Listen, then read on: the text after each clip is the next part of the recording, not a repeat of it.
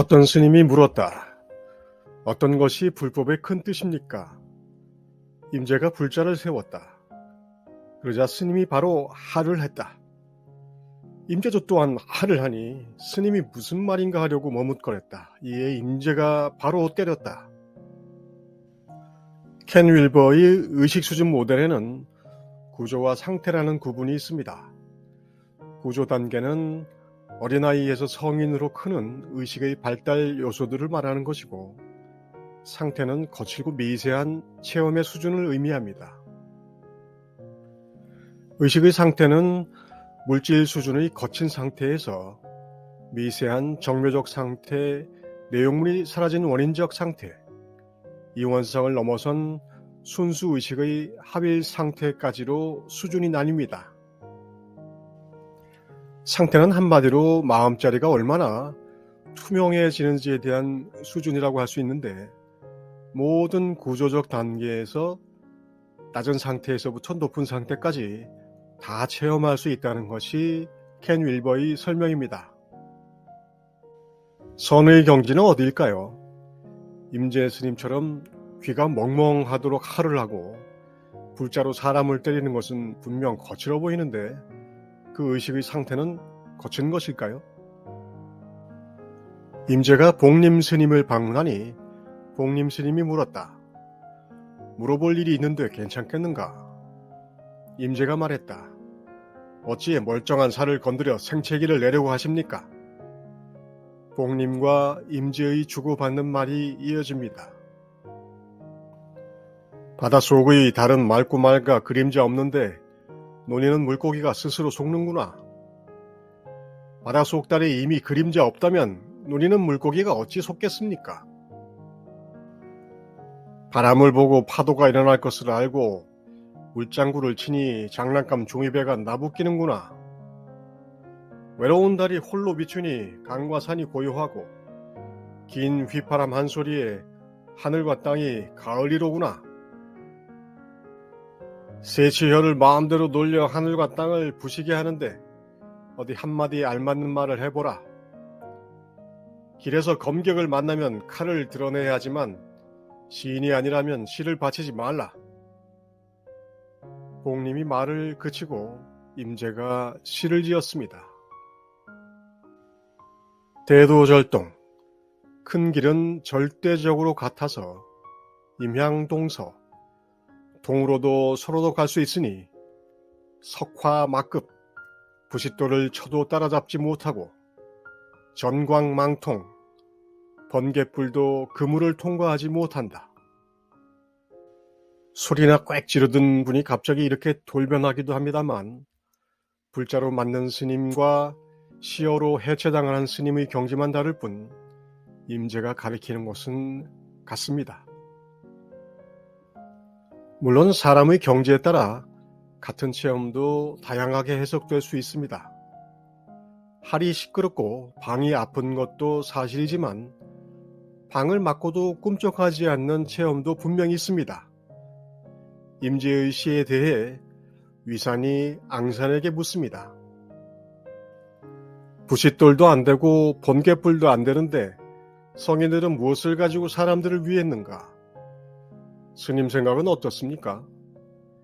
말을 하면 전혀 진실한 뜻이 없네. 그렇지 않습니다. 그대의 생각은 어떤가? 공적으로는 바늘도 용납되지 않으나 사사롭게는 수레와 말도 지나갑니다. 분명 가리키는 곳은 같지만 사람이 자기 경계를 가지고 봅니다. 그래서 낙타가 바늘길을 통과하는 일은 하느님에게는 평상의 일입니다. 수레와 말이 그물을 통과해 따라잡습니다. 언제든지 끊임이 없게만 하라. 눈에 띄는 것이 모두 진리이거늘 어찌하여 깨닫지 못하는가? 오로지 망정이 생기면 지혜가 막히고 생각이 변하면 근본이 달라지기 때문이다. 생겨나고 사라지는 바탕을 가리키는 것을 선이라고 하고, 이 때문에 선사들이 가리킬 때는 켄 윌버가 말한 비이원을 가리킵니다. 그래서 모든 조사들의 선이 늘 언제나 최상승선입니다. 하지만 달을 가리키는 손가락은 사람의 눈높이에 따라서 바닥으로도 내려오고 처마 끝으로도 올라갑니다. 그 바람에 우리는 나타나는 상황 묘사에 자주 당황합니다. 자기 눈높이를 자기가 모를 경우에는 황당해집니다. 내가 내 수준을 알아도 우리의 영적인 키라는 것이 수시로 달라지는 데다 눈높이는 어지러울 때가 많아서 이 많은 선문답들 중에 내 마음에 들어와 꽃을 피우는 것이 많지 않습니다. 부지런히 씨를 뿌려야 하는 이유입니다.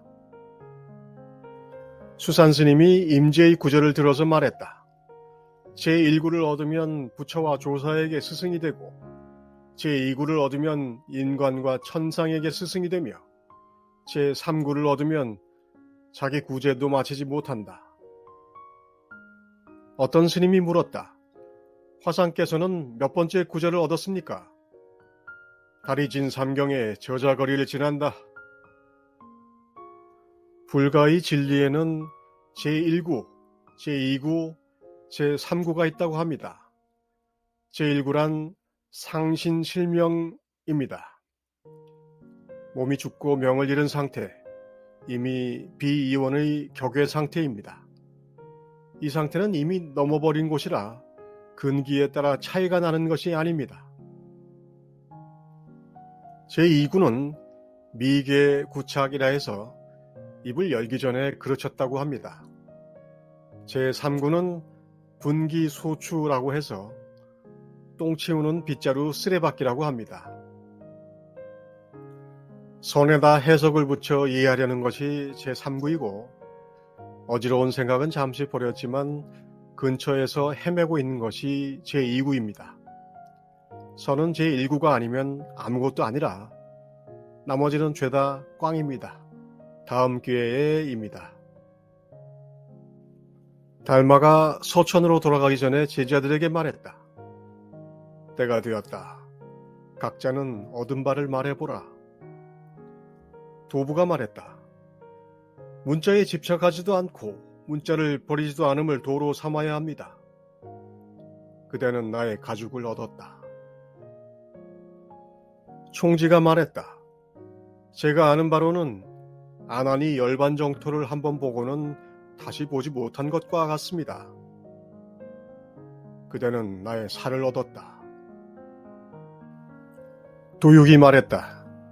사대가 본래 공하고 오음은 있는 것이 아니니 제가 보기에 한 법도 얻을 수 없습니다. 그대는 나의 뼈를 얻었다. 마지막으로 해가가 나서서 절을 3번 하고 돌아나와 자리에 섰다. 그대는 나의 골수를 얻었다.